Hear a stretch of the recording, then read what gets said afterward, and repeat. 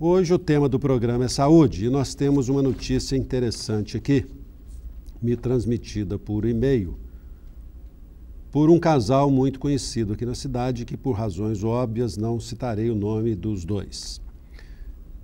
Diz aqui o casal que no fim de semana,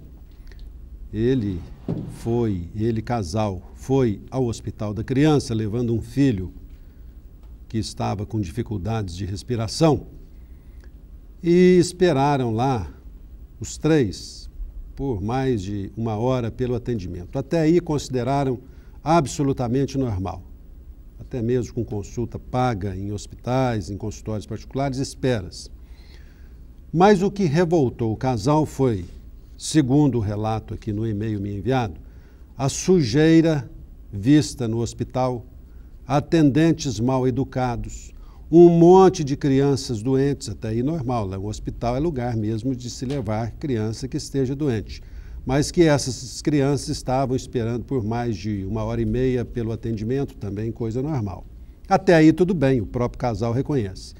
Na hora que o médico nos chamou para sermos atendidos, ou para que o nosso filho fosse atendido, a cama em que a criança seria deitada para o exame médico tinha aquele papel de forrar descartável, mas que não havia sido trocado em relação ao atendimento anterior. Ou seja, saiu uma criança doente da cama, colocou-se outra sobre a cama, ainda com o leito até quente. E mais uma vez, diz aqui o e-mail, o médico com a camisa para fora da calça, que parece não lavar as mãos para consultar as crianças, deu como diagnóstico, no caso do menino, que vomitava, que seria uma crise de alergia. Aliás, quem vomitava era o menino que anteriormente estava ocupando o leito que não teve o forro trocado. E essa criança, filho do casal, teve como diagnóstico aqui uma questão de gripe alérgica e uma crise alérgica. E segundo o casal, o médico receitou lá um remedinho para o menino. Pois bem, na segunda-feira, o casal que tem posses, que havia levado o filho ao Hospital da Criança simplesmente porque é o único hospital com pediatria aqui em Uberaba, o casal levou o filho à pediatra que cuida normalmente da criança. E sabe qual foi o diagnóstico da pediatra? Começo de pneumonia.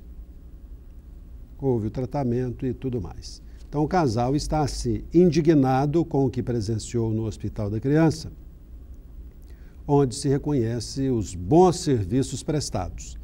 Agora, essa situação relacionada aqui de sujeira, que o casal até trata de imundície, atendentes mal educados, aquela coisa de atendimento para pobre, né? Trata-se de qualquer jeito.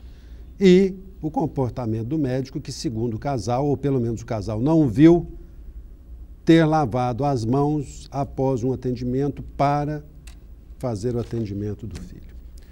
Professor Ramide, são aqueles relatos que, vez ou outra, nós temos aqui no programa, falando sobre comportamento de profissionais e a estrutura da nossa rede hospitalar. Não posso dizer que tudo que está aqui é verdade, embora o casal seja um casal insuspeito, mas pode ter aqui o ingrediente da emoção, etc. e tal, pelo fato do filho estar doente. Mas, em sendo verdade, são situações inadmissíveis, não? É reflexo do caos da medicina no Brasil, né? A medicina, principalmente a pública, né? Que, aliás, Wellington, isso aí não ocorre apenas no Brasil. Inclusive, na maior potência do planeta, o serviço de saúde pública lá é zero. Lá, inclusive, nem o SUS não existe. Essa foi uma das preocupações do Obama, né?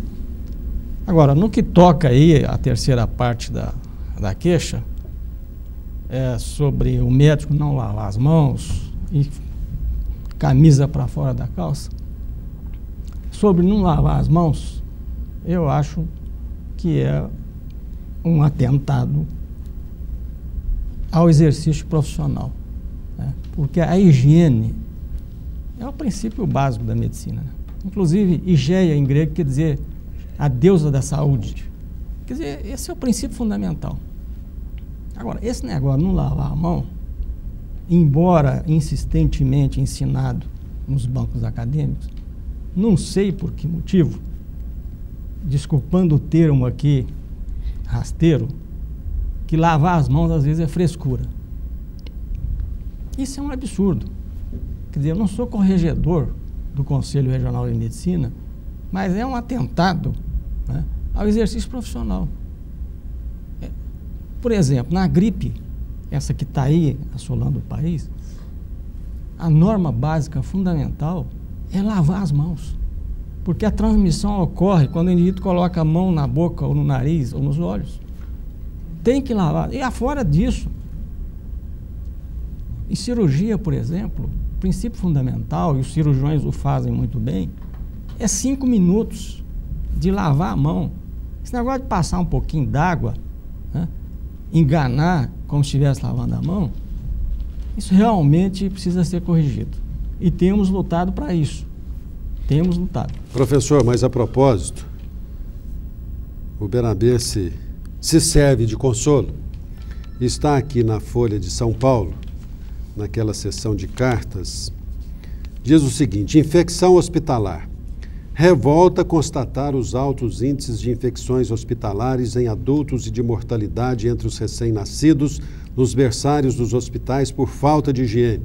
Sou o filho de médico que, enquanto vivo, recriminava constantemente inadvertidos colegas seus que transitavam nas ruas de jalecos brancos, os mesmos com os quais atendiam seus clientes. Como entre nós brasileiros tudo é modismo, atualmente enfermeiros, fisioterapeutas, auxiliares de enfermagem, enfim, todos aqueles que compõem o quadro de servidores dos hospitais, vivem desfilando de branco, levando e trazendo sorrateiramente as mais diversas bactérias e vírus, com a palavra as autoridades sanitárias. Silvio Pélico Leitão Filho, Rio de Janeiro. Verdade. Inclusive, nós já abordamos aqui, foi feita uma pesquisa de médicos, profissionais de saúde que saíram do Hospital das Clínicas de São Paulo. O que se observou? E isso não é ouvir falar, não, foi constatação. 80% dos aventais, dos jalecos, né, estavam contaminados por bactérias. Quer dizer, isso é outro problema. Só se justifica usar o branco quando o médico sai do hospital e vai para sua casa e não para qualquer outro lugar. Às vezes ele tem que passar no barco, tudo bem, mas ficar passeando na rua de branco, isso já passou essa época, mesmo porque o médico não tem tanto prestígio assim mais. Professor, apresente o nosso convidado, por favor. O nosso convidado aqui é o meu particular amigo, mas nem por isso que ele está aqui, né? A amizade, eu acho que não deve prevalecer em algumas situações, mas pela competência, pela notoriedade, que é o professor Constantino Calapodopoulos. Constantino, muito obrigado pela presença. Muito obrigado, professor Hamid. Ele sabe que a amizade de longos tempos é uma revelação.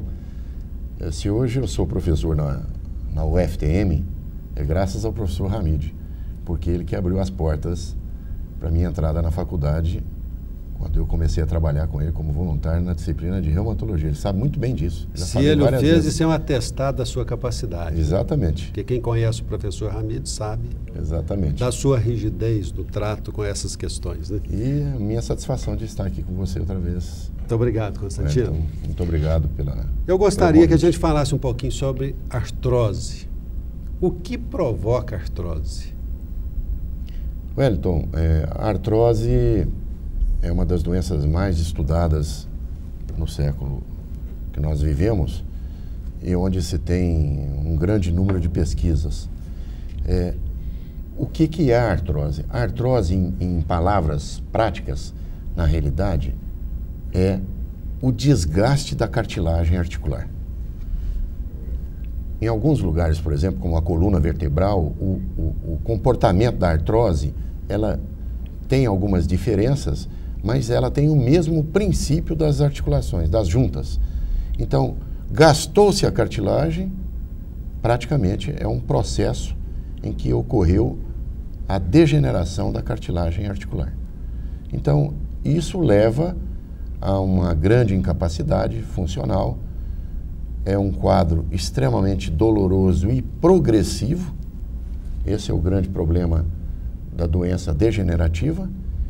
E hoje, depois da doença cardíaca, das cardiopatias, praticamente a doença degenerativa é que afasta a maioria dos trabalhadores das indústrias no Brasil. Então, a artrose é um problema muito sério e que ainda nós não conseguimos ter uma eficácia em relação aos tratamentos preconizados no nosso meio hoje. Qual o objetivo, a finalidade da cartilagem? A cartilagem é uma estrutura que tem mais ou menos em torno de 2 milímetros e que o ser humano até hoje não conseguiu imitá-la. Nós temos as estruturas de substituição, que são as próteses, e que entre um metal e outro, por exemplo, existe um absorvente de impacto, que é o polietileno, e que não se conseguiu fazer com que o atrito chegue a zero, igual é a cartilagem hialina das articulações. Então, a cartilagem tem 2 milímetros e ela resiste às intempéries do tempo, da sobrecarga, da obesidade, das alterações hormonais, 70, 80, 90 anos, tem indivíduos com 90 anos de idade que não têm uma degeneração articular. Então, existem peculiaridades com relação à cartilagem hialina. E ela que começa a ser degenerada, começa a perder a sua superfície. E o atrito provém de onde? Provém da degeneração da cartilagem e das substâncias que banham essa cartilagem, que são as proteínas, as cadeias grandes de glicosaminoglicanos, que são proteínas que lubrificam a articulação.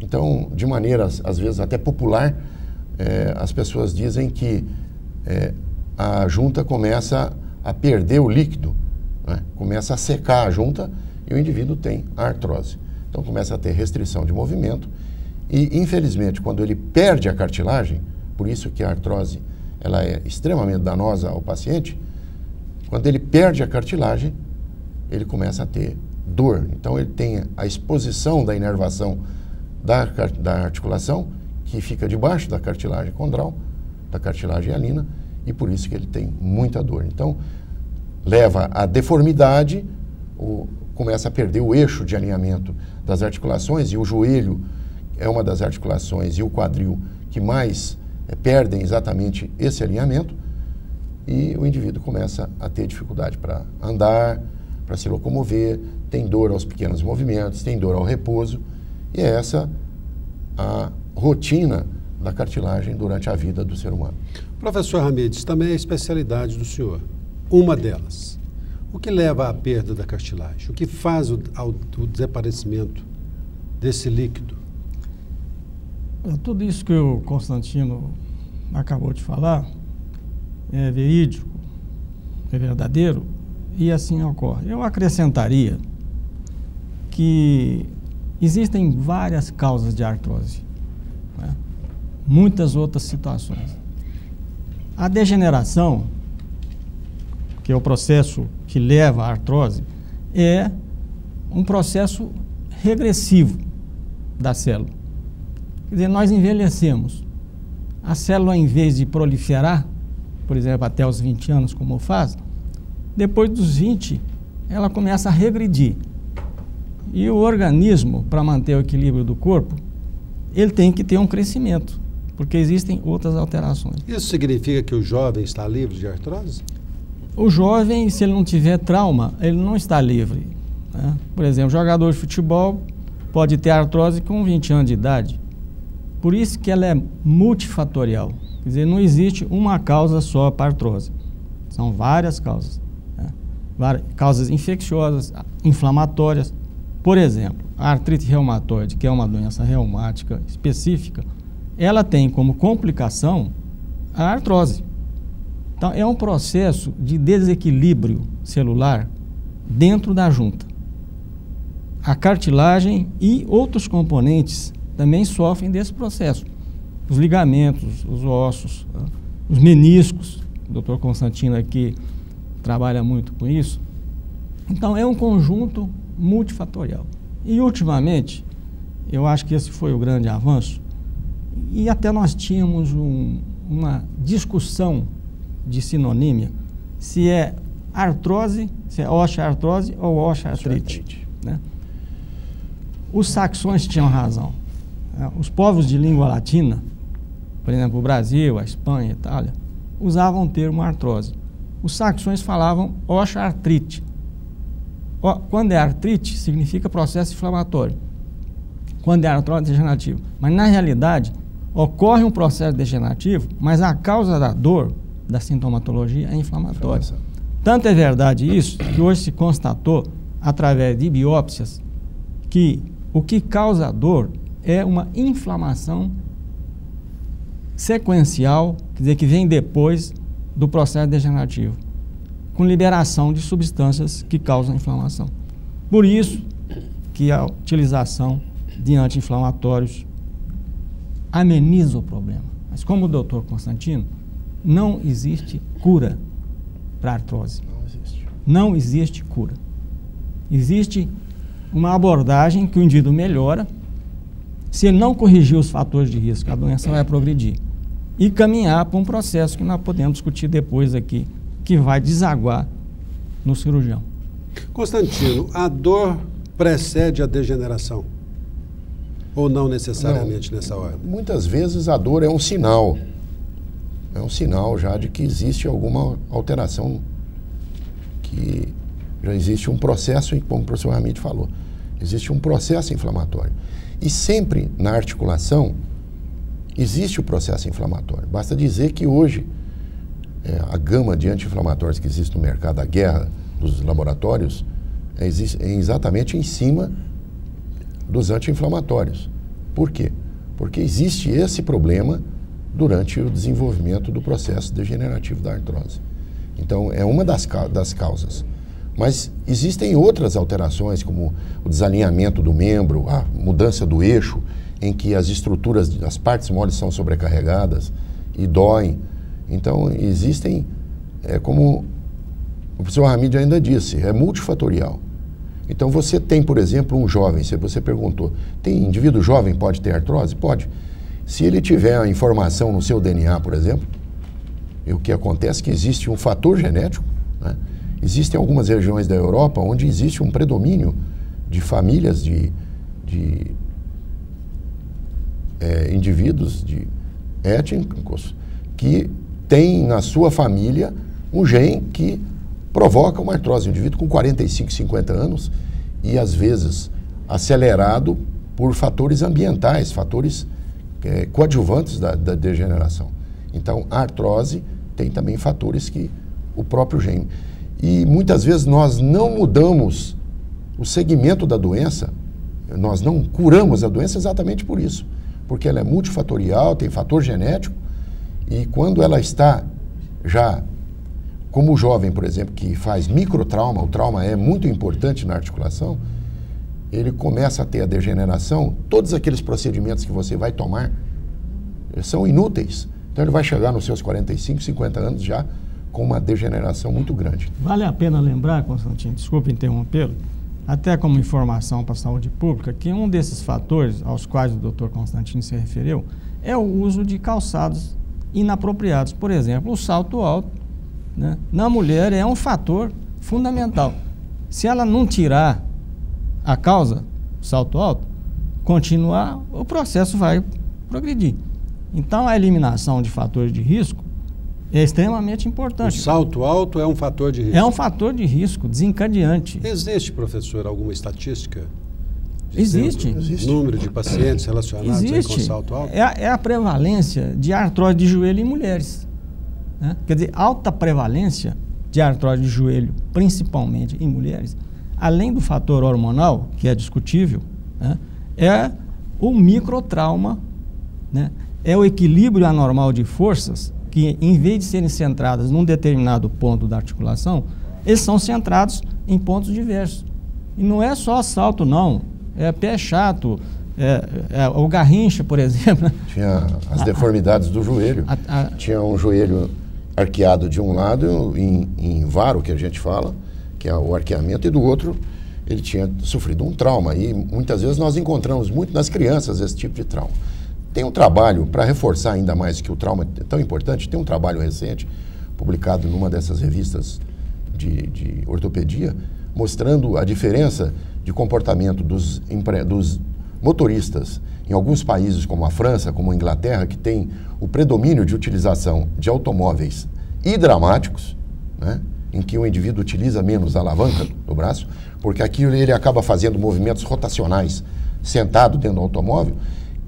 Existe uma tendência hoje nesses países de utilizarem os automóveis todos hidramáticos, para o motorista ter menos esforço e fazer menos micromovimentos, menos microtraumas ao nível da coluna lombar. O professor Hamid já deve ter visto isso também.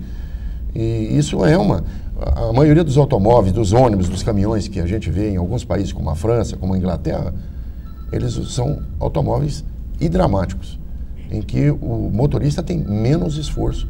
Então o câmbio automático não é frescura? Não é frescura. Não, isso é daqueles indivíduos que apregoaram isso no Brasil, em colunas sociais e etc., que era uma baita de uma frescura, né? Então eu acho que isso não tem nada a ver. Eu acho que esses caminhões de alta tonelagem, que são os chamados fora de estrada, que trabalham com minério, o indivíduo trabalha com ar-condicionado, a direção hidráulica, a embreagem, o câmbio é hidráulico, ou então quando o câmbio é mecânico, ele é mais leve do que qualquer automóvel. Então isso são maneiras de proteção prevencionistas da doença degenerativa da coluna vertebral. Isso, viu, Wellington? Só para acrescentar, isso é provado matematicamente, cientificamente. Isso que o Constantino falou, toda vez que o indivíduo faz uma embreagem, quer dizer, troca de marcha, há um aumento de 0,5 quilo por centímetro quadrado de disco na coluna vertebral. Toda vez. E ele fazendo isso 500 vezes por dia, multiplica-se isso por 0,5 quilo, quantos quilos que a sua coluna será sobrecarregada? Então, esse movimento ser de um lado só? Ser repetitivo e de um lado só? Exatamente. A implicação é maior ainda? Maior ainda porque ele faz torção. Porque toda vez que ele muda de marcha, ele faz uma torção para o lado direito. Sem perceber. Sem perceber. E a torção, ela promove um desequilíbrio mecânico na coluna. Aqui não é o lugar de se comentar isso, mas contrariando a primeira lei de Newton, que é a instabilidade de um corpo que está em equilíbrio estável. Ele fica instável quando repetidamente feito. Então, o câmbio automático, eu já cheguei a receitar. Para as senhoras, né? É a receita mais cara que você já deu. É cara e tive que depois dar satisfação para o marido. Que tinha que comprar um carro automático. Ele comprou, professor? Ele comprou. Sinal que está atento, cuidando bem da esposa. A maior prevenção de problemas de coluna vertebral é o automóvel, um deles. Professor, quando um médico prescreve um carro com câmbio automático para esposa de alguém, né, e esse alguém compra o carro, é uma demonstração de amor? Desde que ele tenha posse. Nós vamos a um rápido intervalo e voltaremos em instantes. Apoio Cultural Unimed. O melhor plano de saúde é viver. O segundo melhor é Unimed. Ponto de Vista Saúde está conversando hoje com o Dr. Constantino Calapodopoulos, que aliás já foi diretor aqui da TV, da nossa TV universitária. Aliás, um médico inscrito na história do Uberaba Esporte. Constantino, em time pobre, jogador tem mais artrose do que em time rico? Por questões de alimentação, condições de treinamento? Eu acredito que sim. Primeiro, muitas vezes no time pobre, o lugar onde ele vai treinar. O calçado inadequado, o campo inadequado, o campo duro. Então, o que o professor Hamid falou, o trauma está presente ali, com certeza ele tem uma incidência maior do que... Você vê os CTs dos times grandes em São Paulo, vamos pegar São Paulo, que a gente, felizmente, tem essa... Nós estamos aqui a 30 quilômetros de São Paulo. Você pega todos os CTs, o tipo de gramado onde eles treinam, né, é diferente dos nossos. Olha os gramados que a gente tem na nossa região, já polemizaram esses dias aí sobre o gramado de campo municipal, etc. Hoje existe uma orientação da própria CBF para utilizar um tipo de grama especial, que é essa grama implantada em placas, onde ela sai. Isso não é defeito do campo quando o atleta cai e sai, é exatamente para evitar episódios de torção, diminuir o impacto. Então você imagina o time pobre, que não tem... a chuteira não é adequada. Ou seja, a diferença não é apenas técnica, na condição técnica dos jogadores. Quando joga Uberaba e Cruzeiro, a diferença já está antes dos times entrarem em campo. Já começa na preparação deles, né? Em toda aquela rotina de um time de futebol. Eu estou há 35 anos praticamente mexendo com o esporte. Acho que tem 2 pessoas na ativa, meu amigo Moura Miranda, que transmite até hoje, tem mais de 35 anos que trabalha em rádio, e eu que estou 35. Então nós já vamos dar uma volta olímpica de pendurar a chuteira já. Constantino, por falar em idade, você não acha que o futebol é desaconselhado para pessoas acima de 35 anos? 40, porque a maioria dos profissionais aposenta com menos.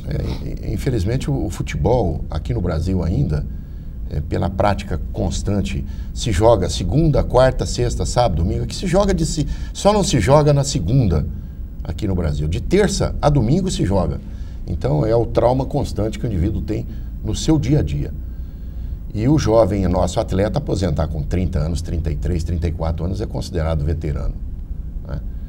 Eu acho que se ele tem uma prática de esportes mais saudável, um intervalo de recuperação maior, com certeza com 40 anos, com 45 anos, ele pratica. A gente vê pessoas que se cuidam e que têm uma prática metódica, que estão aí com 55, 60 anos, jogando futebol normal, correndo, nunca tiveram lesão dentro do esporte.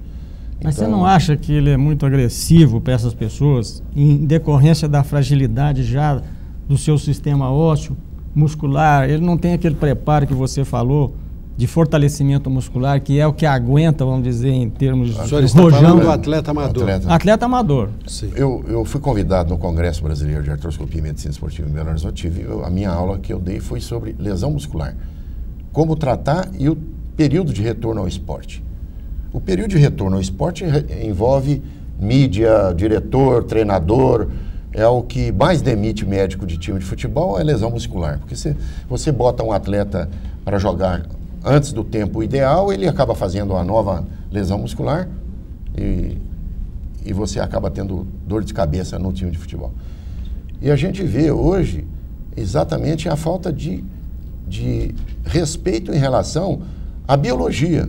Então você tem, no 6º, 8º dia, já as chamadas células satélites que vão produzir o tecido cicatricial no músculo, mas você tem que respeitar a biologia. Então o indivíduo querer voltar muitas vezes com uma lesão grave, que é considerada grave, e com 2 semanas, na 3ª semana ele quer voltar.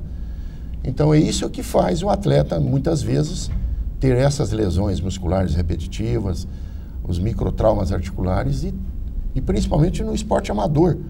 Basta a gente que gosta de futebol dar uma rodada no fim de semana no esporte amador para você ver aonde os nossos atletas estão jogando. Campo duro, né?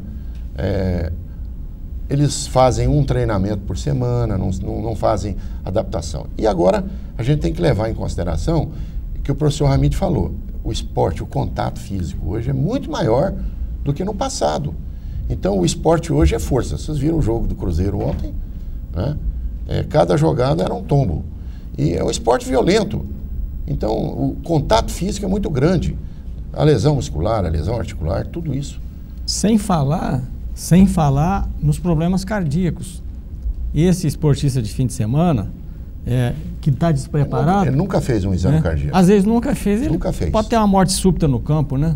Esse é o problema do despreparo e da falta de prevenção. Eu assisti uma palestra que eu tenho ela gravada, a palestra do professor Adib Jatene no Congresso, antes dos Jogos Pan-Americanos, sobre morte súbita. Foi uma das palestras mais bonitas que eu já vi. E ele falou sobre Uberaba, a vida dele aqui em Uberaba, quando ele começou a estudar aqui, a trabalhar aqui, desenvolver os aparelhos dele.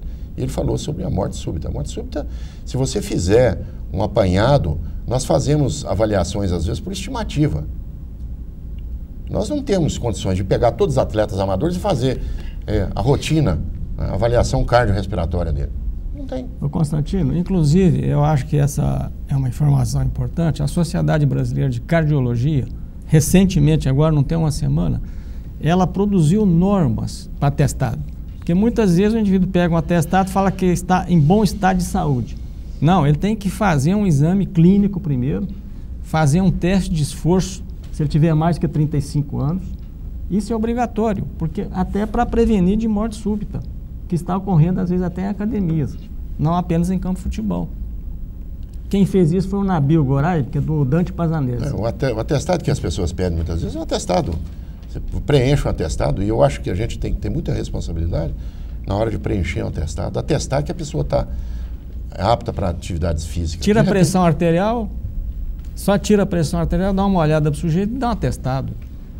Então, por causa disso, a Sociedade Brasileira de Cardiologia instituiu agora uma norma, quer dizer, não tem, vamos dizer, valor de lei. Não é lei. É uma orientação. Mas é uma orientação. É uma orientação. Isso é muito bom. Que o médico tem que fazer isso. Esse negócio de chegar lá, examinar, tirar a pressão dele e fazer tirar pulso, falar, não, tá tudo bem, isso não pode, né? E tem que ser um exame médico, viu, Constantino? Constantino, voltando à questão da artrose, também para o senhor, professor Hamid, por que a artrose é mais agressiva nas mulheres? O professor Hamid já tinha dito, provavelmente existe uma das causas fatoriais é a parte hormonal. A mulher, o comportamento hormonal é diferente. Mas o que é essa agressividade? A agressividade talvez é em função da massa óssea que é diferente no ser humano. Também... No homem, no sexo masculino. Acrescente-se a isso que essa maior prevalência, quer dizer, frequência, traduzindo, de artrose nas mulheres é depois da menopausa, quando cessa a produção hormonal. E o estrógeno, o hormônio feminino, é muito importante para a fabricação do osso. Inclusive, se detectou que existe receptor de estrógeno, quer dizer, na célula existe um lugarzinho que o estrógeno vai, o hormônio feminino, para formar osteoblasto, que é a célula que forma o osso. E a osteoporose é muito maior nas mulheres do que no homem. Por quê? Depois da menopausa não há produção hormonal. Esse é um fator. E depois a obesidade, por causa disso também, é um fator de risco que agrava. Então, mulher que quer prevenir a artrose, não pode engordar. Tem que fazer um acompanhamento, tomar hormônio, né? Quando há indicado, é claro, e evitar o salto alto. A obesidade é um fator, talvez um dos piores fatores que ajuda a destruir a articulação é a obesidade. É o grande problema que os americanos estão começando a enfrentar, exatamente a obesidade. É você pegar um amortecedor de Volkswagen e botar em cima de um caminhão Fenemé. Então é impossível. Você não tem estrutura nenhuma, óssea, nem protética, nem substituição, se você colocar uma prótese, para suportar o peso. Então, a obesidade é um problema de saúde pública hoje. Perfeito.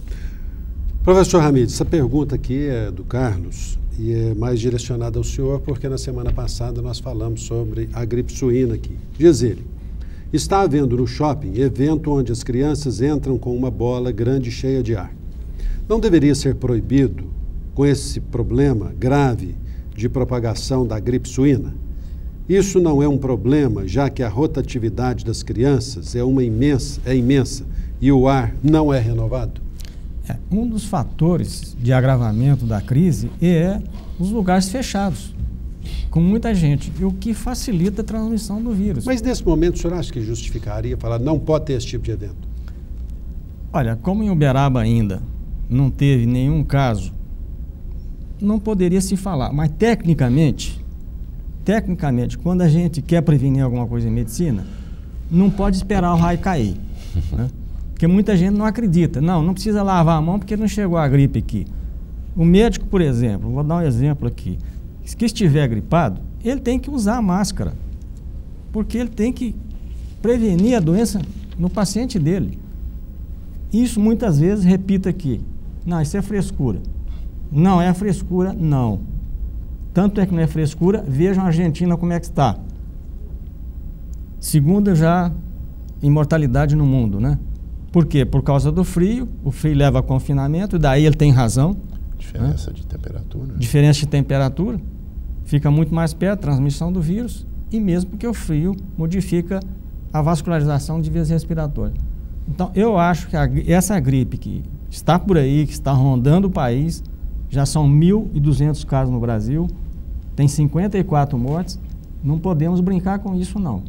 E, infelizmente, o sistema de saúde pública, acho que não está preparado. E a professora Cristina Barata, o Web Barata, falou isso aí na televisão. Uberaba não tem isolamento. Então, qual é o meio? O meio de prevenir é esse aí. Se essas crianças, por exemplo, estiverem enchendo bola e passando de boca em boca, que é outro problema, né? A transmissão é por gotícula de saliva. Então, o fundamental aí é lavar as mãos, não levar as mãos à boca, nariz e aos olhos. Aquele que tossir, ele deve ter complacência com outra pessoa que está perto dele e procurar evitar a propagação do vírus. Só assim que nós vamos combater. Perfeito. Nós temos aqui outra pergunta de uma telespectadora que diz o seguinte: o que o médico diz sobre a reposição hormonal? Realmente ajuda quanto à descalcificação? Ajuda a mulher a se prevenir quanto ao problema de ossos? A minha opinião particular, eu não vou entrar nesse detalhe, não é da minha alçada de definir. Quem poderia explicar isso com maiores detalhes, os ginecologistas que falam da reposição hormonal. Os pacientes que eu atendi na minha vida profissional que estão usando o hormônio são os que têm menos problema de osteoporose. Isso é experiência particular minha da minha vida de consultório. Então a gente vê que esses pacientes têm menos problemas, mas nem por isso eles deixam de ter a osteoporose.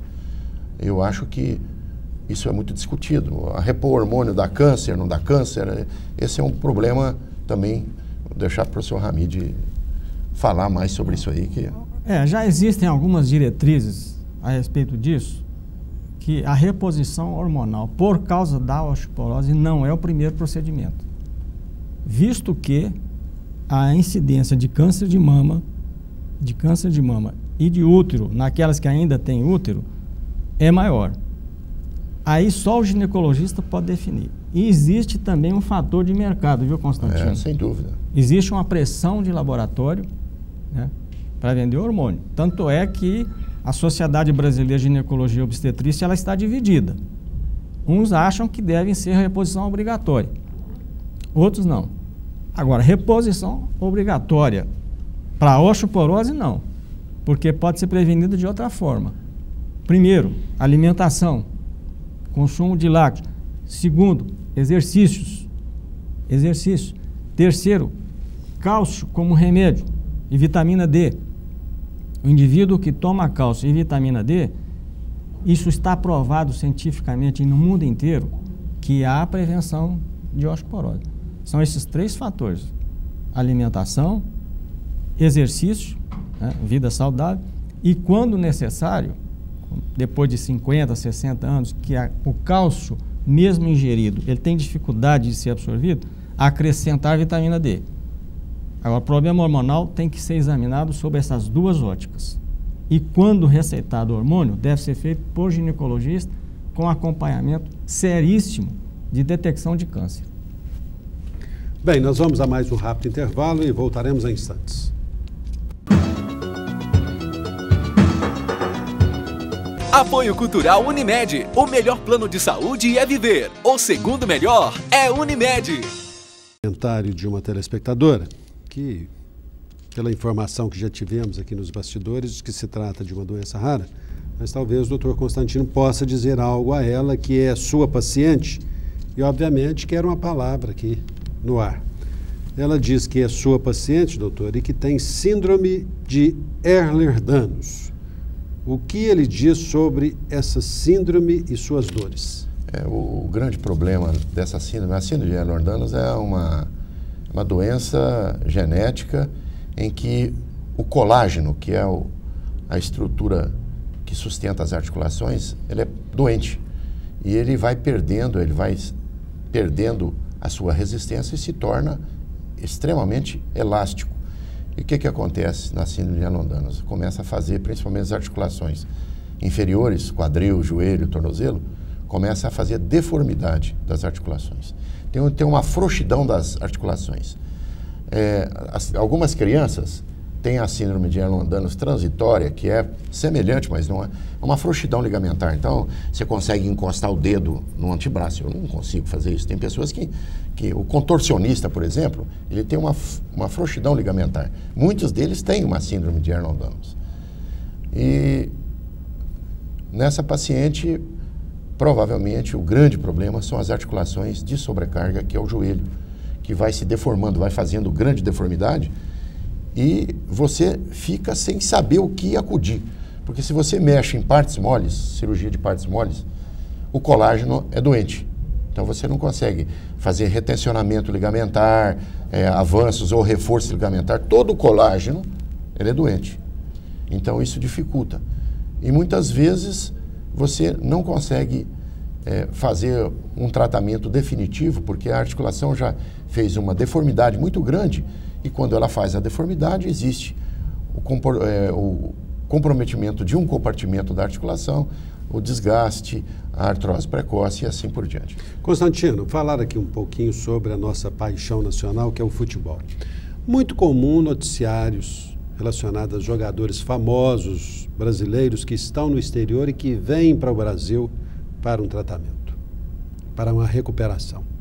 Eles vêm para o Brasil porque aqui a cerveja está muito mais ao acesso do jogador de futebol, porque lá fora prevalece o profissionalismo, ou vem realmente pela qualidade dos nossos profissionais de medicina? Eu acho que ele vem pela qualidade dos nossos profissionais. O Brasil, eu tenho o privilégio de participar do Comitê de Medicina Esportiva. Eu sou membro já há muitos anos, tenho grandes amigos. Nós trouxemos uma certa época aqui o Runco, que é o médico da seleção brasileira, e ele sempre falava que os profissionais lá fora, eles vêm para cá exatamente pela competência dos profissionais que trabalham na área de medicina desportiva. Então, o Brasil é o país referência no mundo de medicina desportiva. Não tem dúvida. Em reabilitação, em fisioterapia, nós temos os melhores fisioterapeutas, nós temos os preparadores físicos que são os melhores do mundo, né? Nós damos os grandes exemplos. Você vê a nossa seleção brasileira, ela não é pentacampeã à toa, porque tem toda uma estrutura. E se essa estrutura realmente funcionasse adequadamente, nós seríamos já... Se os cartolas fossem mais profissionais? Sem dúvida, né? Então, eu acho que a qualidade... São Paulo, principalmente São Paulo, eu acredito que é o grande celeiro de grandes profissionais na área de medicina esportiva.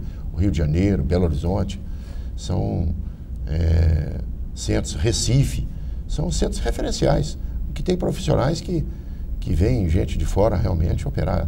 Não só os nossos jogadores brasileiros, como vêm atletas do exterior. Há algumas décadas, nós saímos daqui para operar nos Estados Unidos. Né? O Zico foi operado nos Estados Unidos, o Falcão foi operado nos Estados Unidos. Então, esses grandes jogadores brasileiros eram lá. Hoje não, hoje eles ficam aqui no Brasil. Doutor Constantino, muito obrigado pela sua presença e pelos esclarecimentos. Eu gostaria de agradecer mais uma vez, Wellington, ao seu convite, ao convite do professor Hamid, essa figura maravilhosa que é o professor Hamid, essa cultura. O médico tem que ter cultura, tem que conhecer outras coisas dentro da sua atividade profissional, não é só aquilo que ele faz da sua especialidade. O professor Hamid é um grande exemplo disso. É um reumatologista de nome nacional e internacional e é um professor dedicado à vida. Aposentou na faculdade e até hoje trabalha na faculdade, se dedica. Eu te agradeço, Hamid, mais uma vez. Obrigado pelas referências. Por ter me convidado e participar desse programa que é muito importante na vida do cotidiano e poder informar as pessoas alguma coisa daquilo da experiência nossa de vida de alguns anos, de trazer alguma coisa importante, elucidar sobre a saúde. Muito obrigado, a gravata vermelha não é por acaso? Não, a gravata vermelha é um it, né? É o Beraba Esporte? É o Beraba Esporte. Até isso a gente... Doutor, muito obrigado pela sua presença. Professor Hamid, obrigado. Aquela perguntinha básica, porque em todos os programas sempre alguém liga perguntando se pode ir à farmácia comprar um cálcio, uma vitamina. O que dizer para essas pessoas, professor? Se não te fizer ingestão, se tiver acima de 60 anos, pode comprar o cálcio na farmácia e vitamina D. Só isso. Vitamina não, outras vitaminas não. O cálcio, sim. Cálcio receitado por médico, porque tem cálcio e cálcio, né? Tem vários tipos. Aí, esse pode comprar. Nos Estados Unidos é liberado por causa disso, não tem problema, mas tem que ser necessário. Né? Sujeito com 20, 30 anos, não precisa ir em farmácia comprar. Toma leite, iogurte, queijo, etc. Repõe muito bem. Tá certo. Muito obrigado, professor Ranete. Até a próxima. Né? Até a próxima. A todos vocês que nos acompanharam, muito obrigado pela audiência. Estaremos de volta amanhã, se Deus assim o permitir. Até lá.